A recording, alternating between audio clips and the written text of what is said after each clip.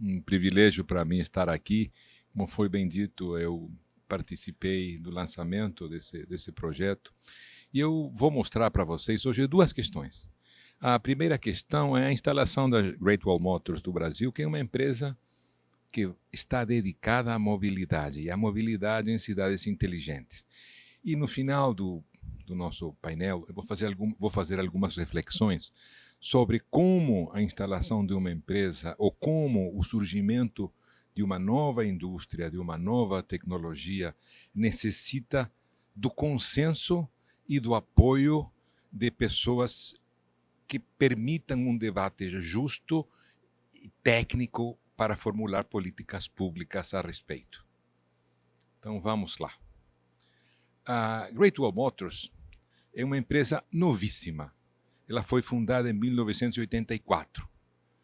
E tivemos a nossa primeira exportação apenas em 1997, portanto há 25 anos. Nós somos uma empresa chinesa, mas de capital privado, com ações listadas na Bolsa de Hong Kong e de Xangai. E, enfim, temos fábricas em muitos locais no mundo. E, pela primeira vez, nas Américas, a nossa fábrica é instalada no Brasil. Nos Estados Unidos temos operações também, mas são operações de pesquisa, desenvolvimento e de desenho. Na Europa temos fábricas de baterias, temos operação em países tão, hoje, complexos até como a Rússia. Entretanto, a operação brasileira da empresa é a quarta operação global da empresa. Nós temos, obviamente, os processos de manufaturas na China, temos processos de manufatura na Tailândia, temos processo de manufatura na Rússia, e se Deus quiser e der tudo certo, vamos ter também um processo de manufatura aqui em Iracemápolis. Nós, como empresa, nós estamos, desde o começo, preparados para um novo momento, para um momento da eletrificação da mobilidade, para um momento da conectividade da mobilidade, para um momento da inteligentização de cidades e transporte. Dentro do nosso grupo, que tem mais de 80 empresas, nós temos 10 centros de pesquisa e desenvolvimento espalhados para a produção de baterias. E temos uma subsidiária, que chama-se SVolt, que tem contratos com as maiores produtoras de automóveis do mundo para fornecimento de baterias. E eu, aqui, humildemente, almejo que, no futuro, possamos ter também uma unidade da SVolt produzindo no Brasil. Até já deixamos saber isso ao governo e a outras autoridades, assim como alguns parceiros, para ver como é que a gente pode se articular para participar com pesquisa e desenvolvimento local nesse sentido. Por outro lado, sabendo que o futuro da tecnologia de eletrificação ela não será um rumo linear e que tem outras fases, outras possibilidades, nossa empresa também tem trabalhado muito e, por acaso, nós somos a única empresa chinesa que participa da Comissão Internacional do Hidrogênio. Então, temos uma estratégia e temos produto. Não são protótipos, não são ideias esperançosas. Nossa empresa já está fornecendo, é claro, não são veículos automóveis, é transporte pesado, são caminhões de grande carga, né, mais de 20 toneladas. E na China nós fabricamos, então, esses veículos a hidrogênio. E temos controle eu tenho uma palavra nova que os mais jovens usam, estamos na vertical completa da produção de equipamentos para hidrogênio. Este é um outro elemento que também eu tenho expectativas personalíssimas de que possa ser um ponto de pesquisa e desenvolvimento aqui no Brasil, principalmente nas células de óxido metálico sólido, SOFC, para ver como é que a gente pode colocar esses equipamentos que são menores em veículos automóveis de passageiros. Nós anunciamos isso, esse slide não é novo. Nós estamos com a ideia de na fábrica de Iracemápolis que compramos. Já disse a respeito da nossa ideia sobre célula de combustível baseada no etanol, ou com base, ou outros compostos orgânicos, que poderia ser metano, se for o caso, para extrair o hidrogênio. Num programa que começará, acho que o ano que vem, para avaliação de inclusão de universidades e centros tecnológicos com relação à eletromobilidade. E já estamos contratando a equipe técnica local. Semana sim, semana não, nós agregamos um novo executivo. Por enquanto, só estamos contratando os times técnicos e administrativos, e a contratação maciça de operários dar-se-á provavelmente a partir do ano que vem, em decorrência de algumas limitações oriundas da conjuntura global. Queria mostrar rapidissimamente aqui, sem entrar em muito detalhe. Nós estamos oferecendo ao mercado um sistema que chama-se DHT, uma tecnologia proprietária da Great Wall Motors, muito recente. Esse conceito foi lançado em dezembro de 2020 e é o elemento principal para o desenvolvimento da tecnologia híbrida e híbrida flex para os veículos da próxima década da GWM.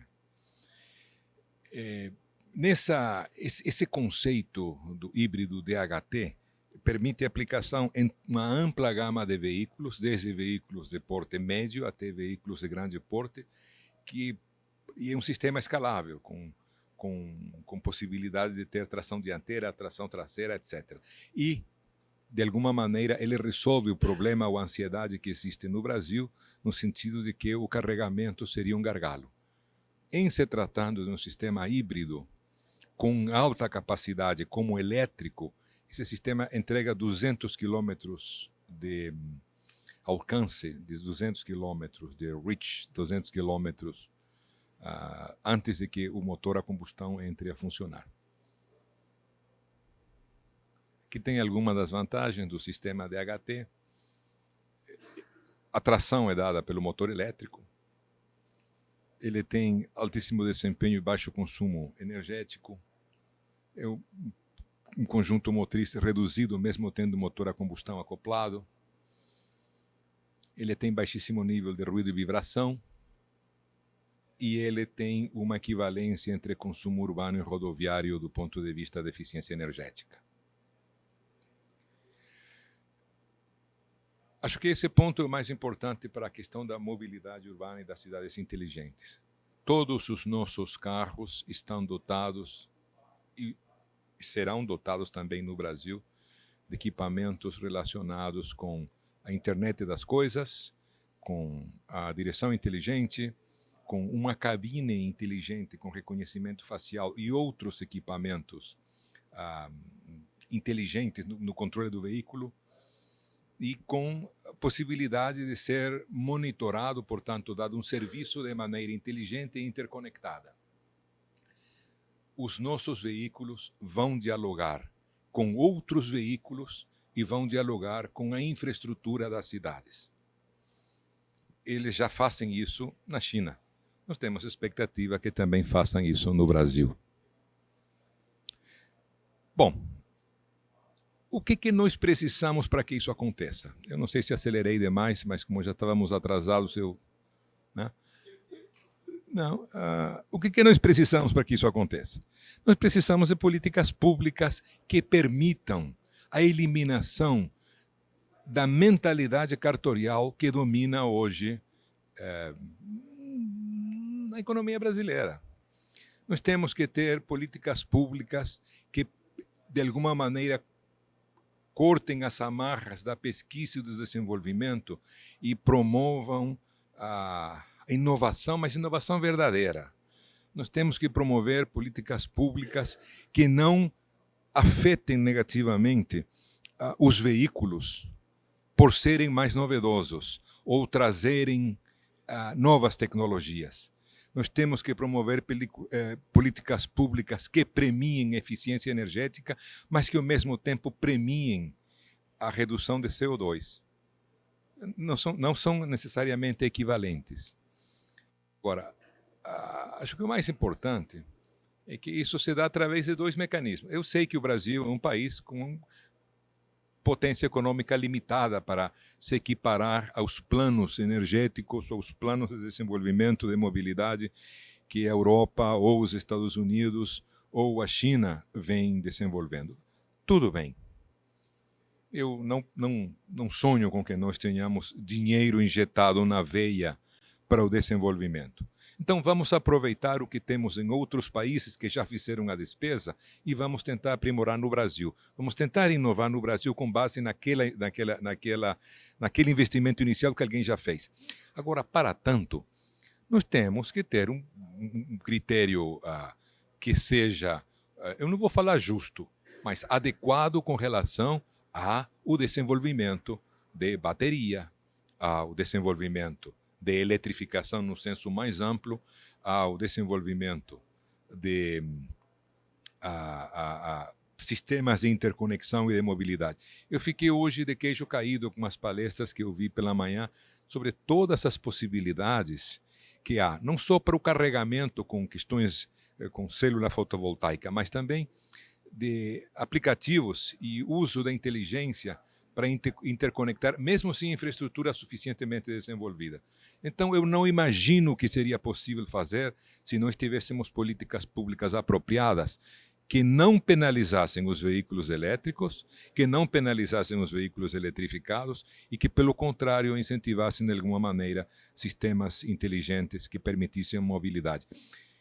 Eu vendo automóveis, eu não me engano nem engano ninguém, mas eu sei também que automóveis têm aplicação que poderia ser um pouco reduzida se nós conseguíssemos, aqui estou falando como a BVE, usar na última milha veículos eletrificados em menor tamanho, tais como bicicletas elétricas, motocicletas, e ao mesmo tempo estimular o modelo de uso compartilhado. Eu acredito que o uso compartilhado é o futuro também. Enfim, dito isso, eu gostaria de mostrar para vocês uma coisa que está saindo do forno, que são os números da venda de eletrificados no Brasil. Não sei se o Alexandre vai me autorizar a mostrar, mas eu queria comentar, e assim eu já findo os meus comentários com isso. Vejam, numa indústria que está praticamente estagnada do ponto de vista do setor automotivo, pelas razões que sejam, nós temos que, no mês de setembro, que acabou de findar, foram vendidas 6.391 unidades entre elétricos e eletrificados. Isso é o recorde de vendas na série histórica desde 2012. O anterior recorde tinha sido em dezembro de 2021, com 4.500 unidades. E esse novo recorde é 40% superior, dados da BVE. De janeiro a setembro, nós já acumulamos quase o mesmo número de veículos eletrificados que houve de janeiro a dezembro de 2021. Então, eu poderia dizer sem muita força que esse ano nós vamos ultrapassar ou chegar muito próximo das 40.000 unidades até o fim do ano. De setembro de 22 sobre agosto, crescemos 50%. De setembro de 22 sobre setembro de 21, crescemos 132%. De janeiro a setembro de 22 a janeiro a setembro de 2021, mais de 40%, 41,6%. Poder-se argumentar que esses números são dessa magnitude porque a base é muito pequena, sim, é verdade. Mas é uma tendência que é constante. A tendência do crescimento da eletrificação é um fenômeno constante. A eletrificação da mobilidade é um fenômeno irreversível e inexorável. Isso vai acontecer. E quem demanda isso não é, nesse momento, apenas políticas públicas. A experiência do consumidor dirigindo um veículo elétrico é que faz com que este processo seja, de fato, uma mudança de paradigma para o bem da sociedade, do planeta e das cidades. Imaginem vocês uma cidade em que não tenha barulho. Eu sei que alguém vai falar, não, mas as pessoas com deficiência visual poderiam ter problemas. Sim, mas as pessoas com deficiência visual vão enfrentar um mundo que não apenas é silencioso, mas com veículos interconectados e com veículos com sistemas de controle que permitem que seja possível evitar colisões e seja possível evitar atropelamentos. Muito obrigado.